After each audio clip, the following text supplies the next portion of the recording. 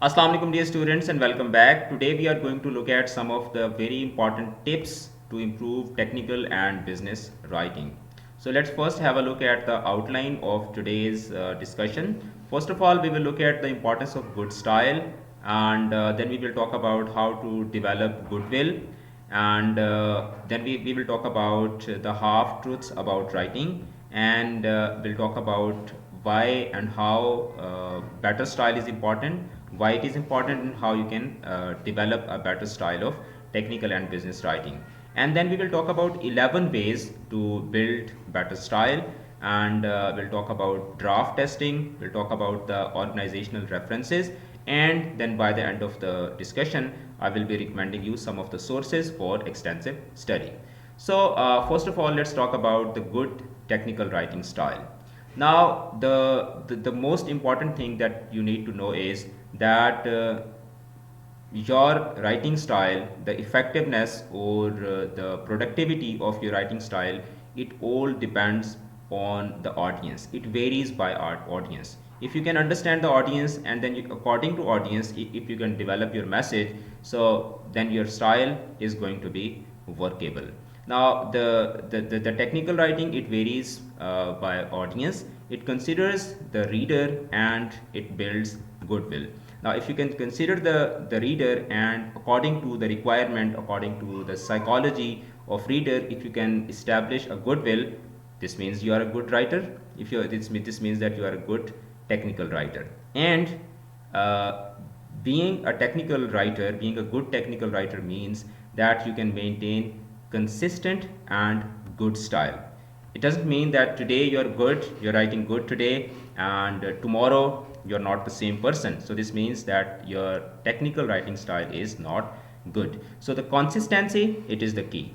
And most of all, above all, your writing style, it should be clear. The clarity, it is the key. Clarity is the most important thing.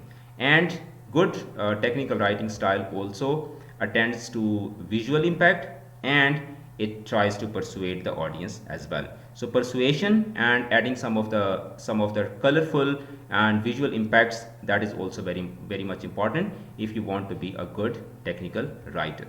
Now how you can build goodwill, how you can develop a good rapport with your audience, with your customers, with your clients, or with your readers.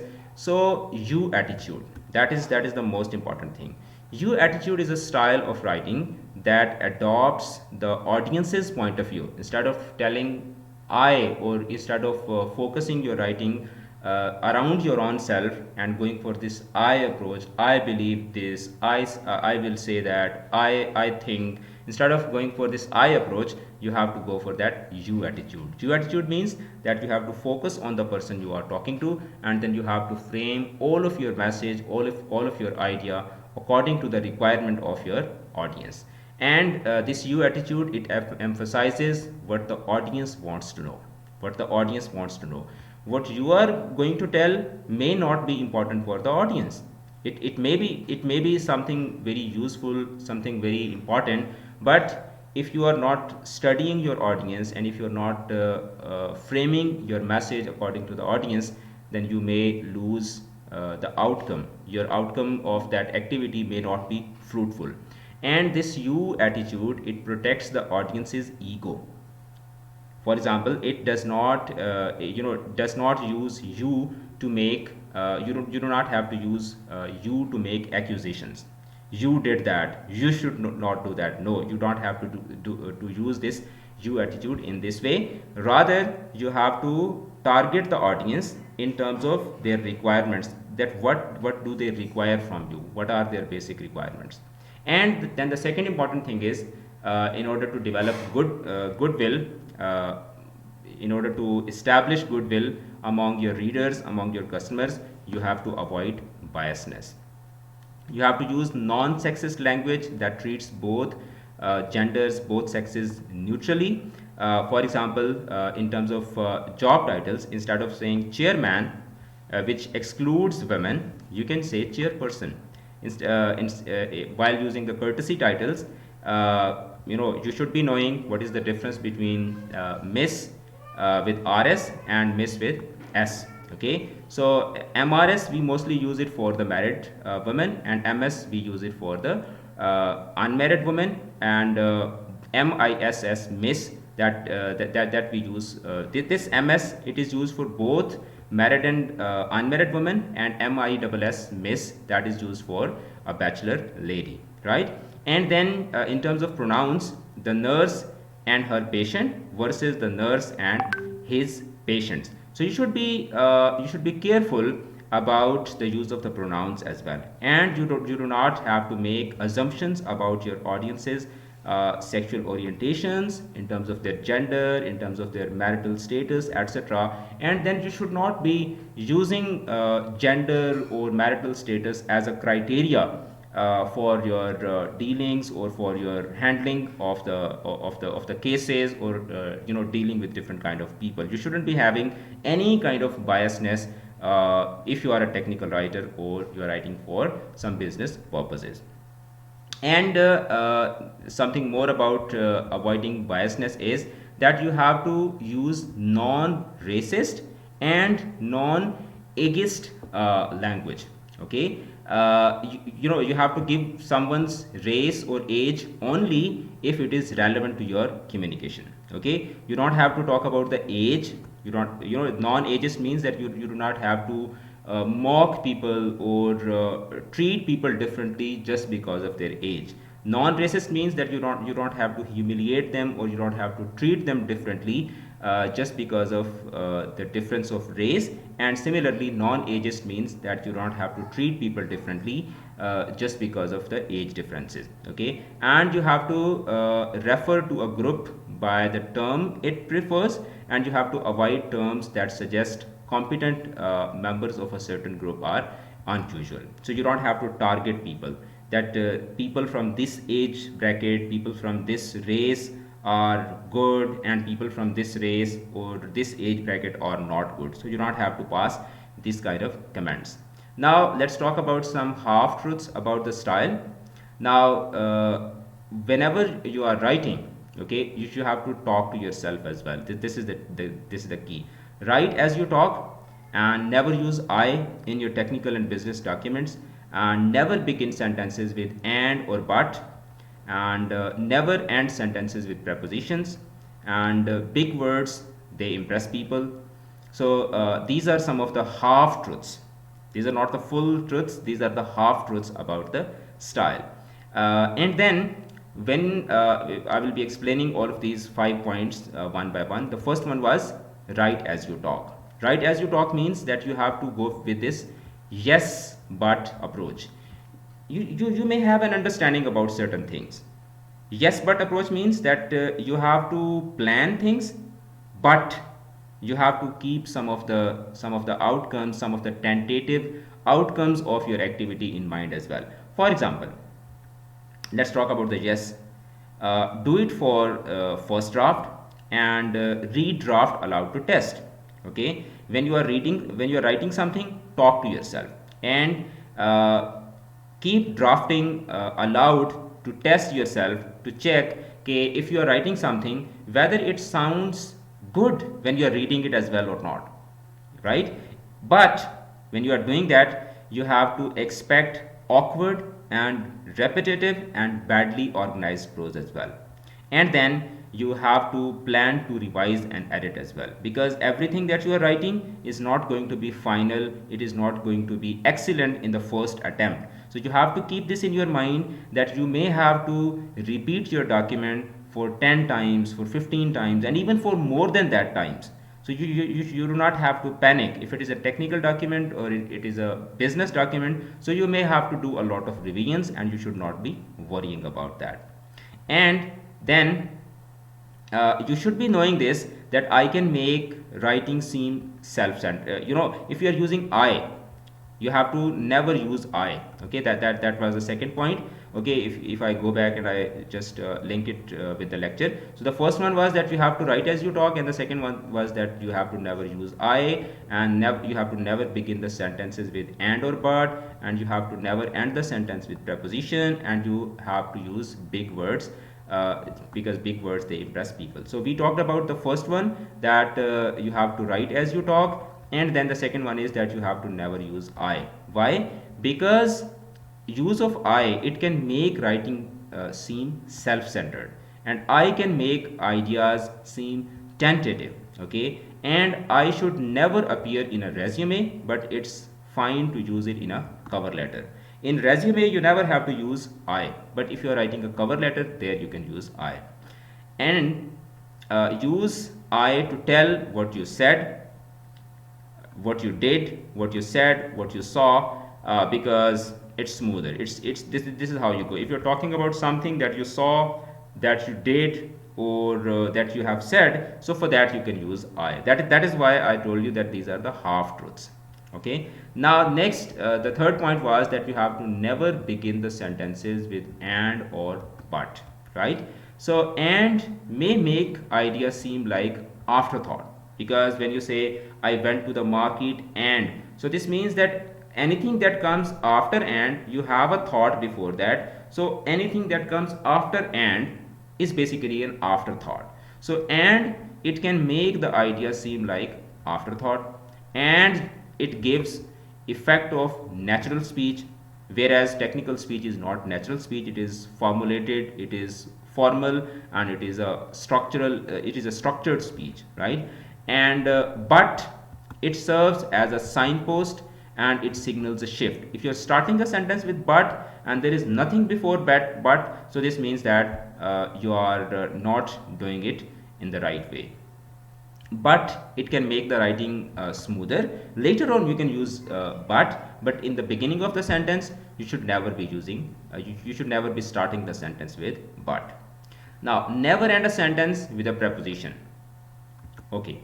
Why?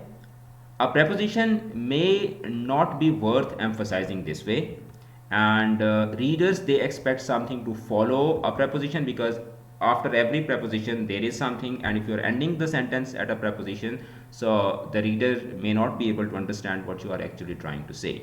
And you have to avoid, in job application letters, reports, formal presentations, in job application letters, in reports, and in formal presentations, you should never be ending the sentences on a preposition. But okay, now and then sometimes you can use you can end the sentences at the preposition as well, but you should not be making it a habit. Now next one, big words, they impress people.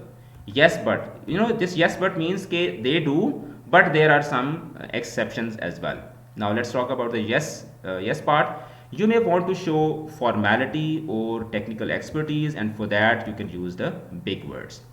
But big words, they distance you from the reader as well. In the previous lecture we talked about that if you are an engineer and you are talking to an engineer, then you can use the technical vocabulary. But if you are an engineer and you are talking to someone outside engineering, so then you should be avoiding using that technical vocabulary, and you should be using the plain vocabulary. Big words may be misunderstood, they may be misused, or they may make you look foolish as well. So you have to avoid using the impressive vocabulary if you are talking to people who may not be able to understand you. So सिर्फ अगले बंदे पे rope झाड़ने के लिए you shouldn't be using these heavy vocabulary items. Now how you can build a better writing style? Write virme. Virme means what I really mean is. Like you have to stay to the point, no stiff words, and you have to only fix words where the reader stumbles. You have to read draft aloud to person 3 feet away. Okay, and you have to ask someone to read draft aloud to you as well, so that you can understand that how it sounds to air, how it sounds to read that document that you are writing. And you have to read widely, you have to write a lot. The more you read, more you write, the more you listen, the more you speak. So reading and writing, they are interconnected. Similarly, listening and speaking, they are interconnected. If you are an extensive reader, so your writing will automatically get better, and if you keep listening to people, so your speaking will automatically get better. So you have to read widely, and then you have to write a lot, because practice, it makes the man perfect. And you have to study the revised sentences when you are making some changes into your draft. So you have to remember those changes as well, so that you cannot repeat those mistakes again when you are writing sometime in future. And you have to polish your style with the 11 techniques that I'm going to tell in the next slides. Now you have to use the following tips as you are drafting your document, or you are writing and revising, and whenever you are drafting, revising, and you are forming the paragraphs. So this is where you can use these techniques. The first one is that you have to use accurate and appropriate words. Okay, and you should know the difference between denotation and connotation. Denotation means the literal meanings. The words, they can have different meanings.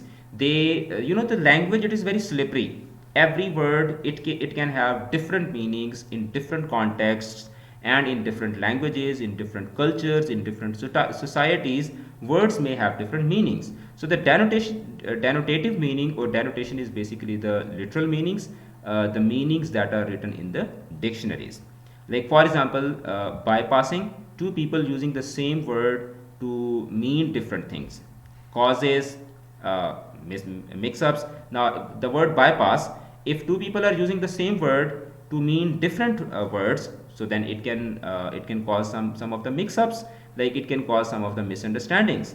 Now let's talk about the connotation. Connotation is basically the emotional association, or attitude, or the pragmatic understanding of the idea.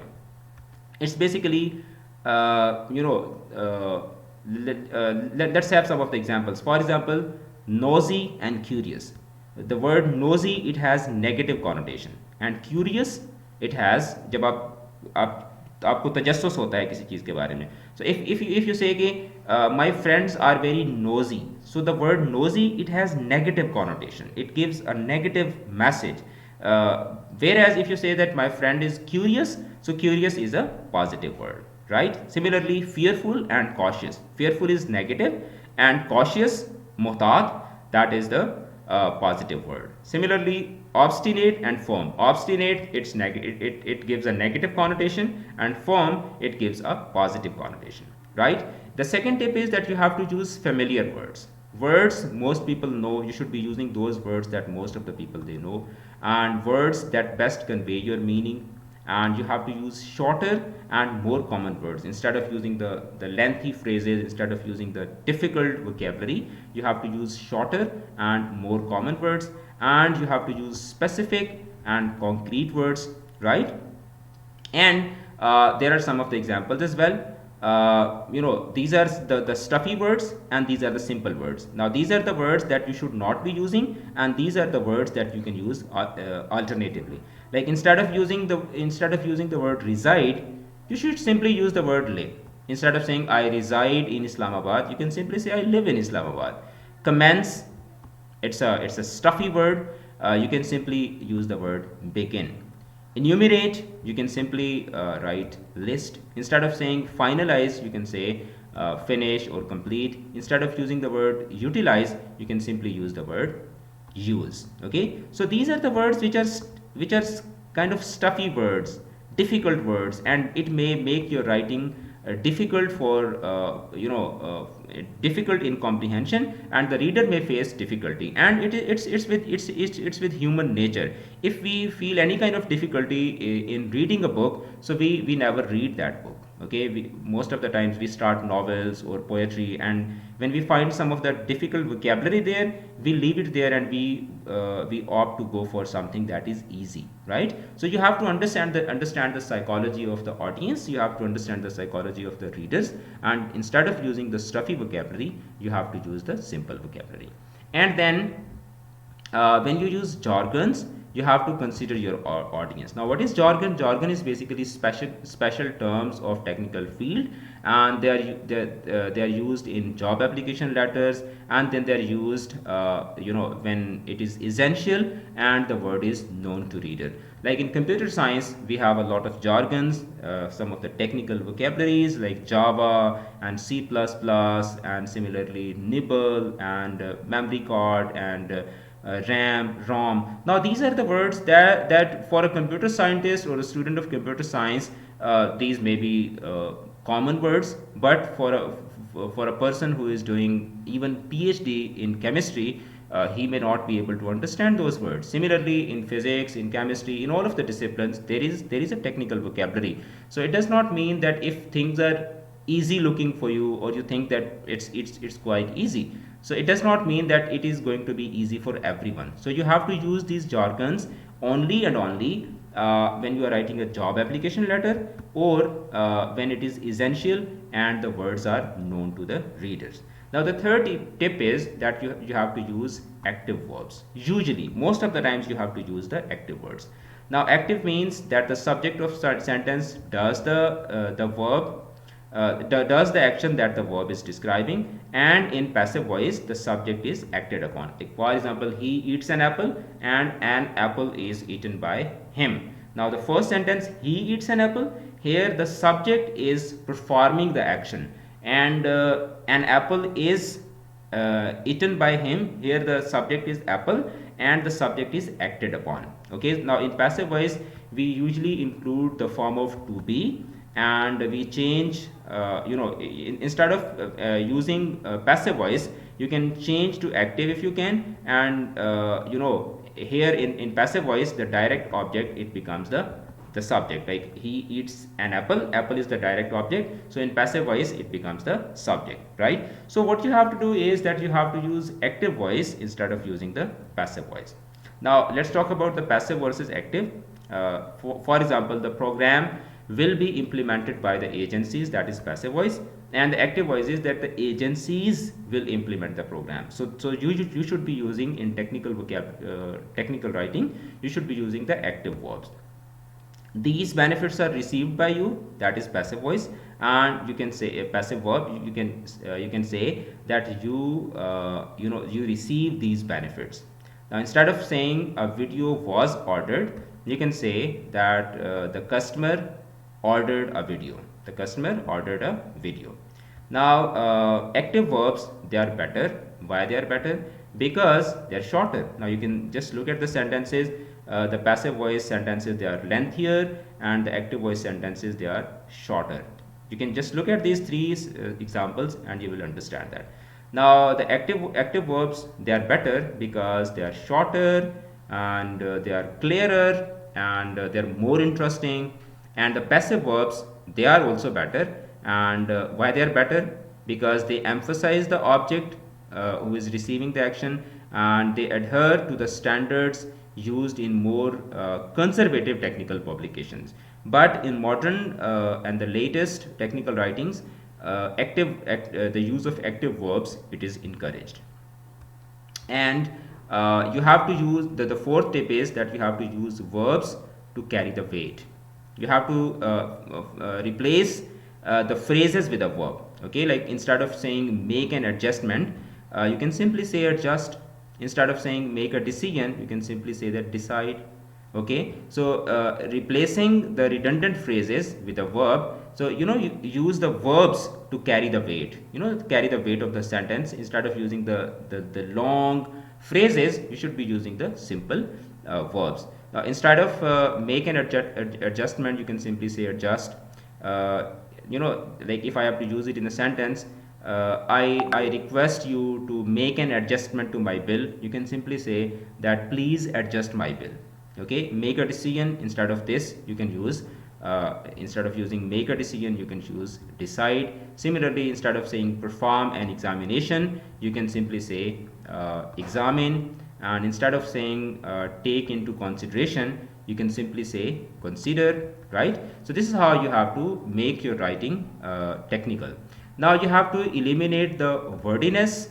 Wordy means that idea can be said in fewer words. So you have to make if an idea can be communicated in few words and you are using more words, so this means that you are making your writing wordy. Now conciseness, it is a mark of good writing that contributes to clarity. Now you have to omit words that say nothing, and you have to put the meaning in subject and verb. The subject and verb, they should be very much clear and clearly stated. Now omit words that say nothing, it means that you have to cut the words if idea is clear without them. For example, instead of saying period of 3 months, you can simply say in 3 months. At the present time, you can simply say presently. Now you have to replace the wordy phrases with one word.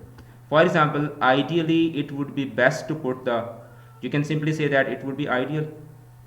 If possible, put the you can simply say that please put the, these are 3 reasons for our success. Now these are the words that do not provide any kind of meaning. 3 reasons explain the, no, you can simply tell those 3 reasons instead of saying that 3 reasons explain the. So these are the wordy phrases, and you should be avoiding using these kind of phrases.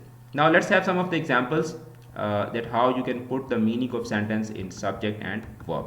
Now for example, the reason we are recommending the computerization of this process is because it will reduce the time required to obtain data and will give us more accurate data. Now that's a wordy statement. Okay. Now how you can make it tight, how you can make it to the point, you can simply say that computerizing the process will give us more accurate data more quickly. Now this is how you should be writing whenever you want to write a technical document. Now the 6th tip is that you have to vary the sentence length and the structure.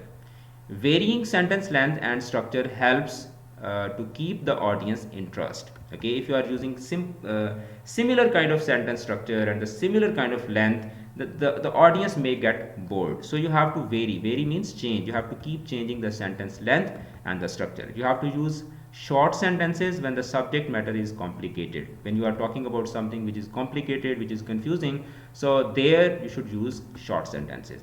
And you have to use longer sentences when you want to show how the ideas are linked to each other, and you have to avoid choppy copy instead of using the long sentences just to extend the narrative. No, you should not be doing that if the document is a technical or a business document. And you have to reduce the repetition as well. Now in terms of the variety in sentence length and structure, you can mix the sentence structure. For example, in simple sentence there is only one main clause. In compound sentence there are 2 main clauses. In complex it's 1 main clause and at least 1 subordinate clause, right? So you can mix them. You can use the mixed sentence structure. That's a good tip, instead of using all simple sentences and the all compound sentences. And the 7th tip is that you have to use the parallel structure. For example, when you have to give instructions that during the interview, job candidate will take a skill test, the supervisor will interview the prospective employee, a meeting with the recently hired workers will be held. Now that is a faulty statement. Why? Because here you are giving an imperative and here you are giving some of the declarations. Now parallel structure means that all of the, in train we have two rods and they are going parallel to each other. So there should be parallels. There should be parallelism. So this means that you should be using similar kind of constructions one after the other.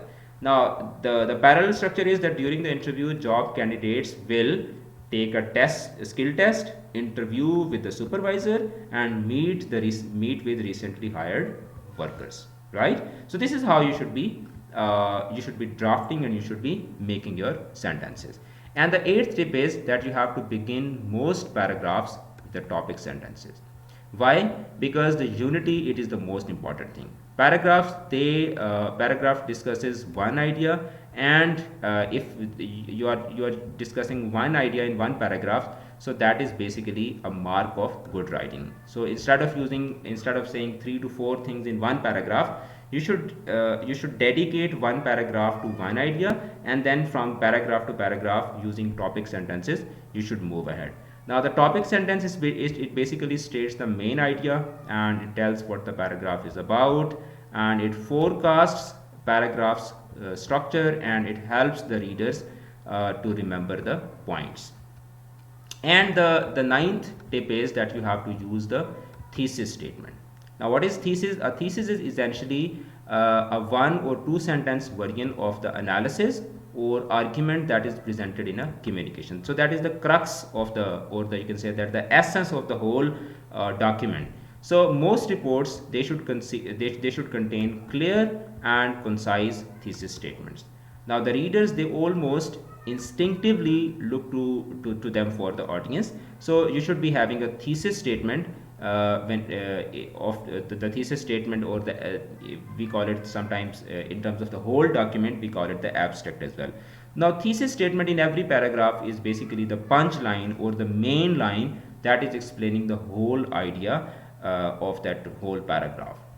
And then the 10th and the second last tip is that you have to use the transitional devices to link the ideas. Now what is transition? Transition is basically transitional devices. They are the signals, and they signal the connections between ideas to the reader. Now when you are moving from one point or one idea to the other point, so you should be using some of the transitional devices. You have to tell if the next sentence continues or starts new idea, and you have to tell if the next sentence is more or less more important or less important than the previous one. And you don't have to get stuck in however rut. Instead of using the every time however, there are plenty of lists of transitional devices online that you can use to make your writing beautiful and attractive. And then the 11th and the most important tip is to cite. You have to always cite your sources, and you always have to use the citation style your audience prefers. Citation means that you have to give references. Okay, citations, they lend credibility, and they can help you out of academic and the legal trouble. If you are giving references, so you will always be fine. Okay, so instead of always copying things from other people, you should be generating your own content, and if you need to copy, then you should be giving a proper reference and proper credit to the person you are taking things from. Now the next, you have to test the drafts on the actual audience. Now how will you do that? You have to check that how long does it take to find information they need, and you have to check that do they make mistakes using it or not, and do they think the draft is easy to use or not. So you should always be checking whether you are going well or not.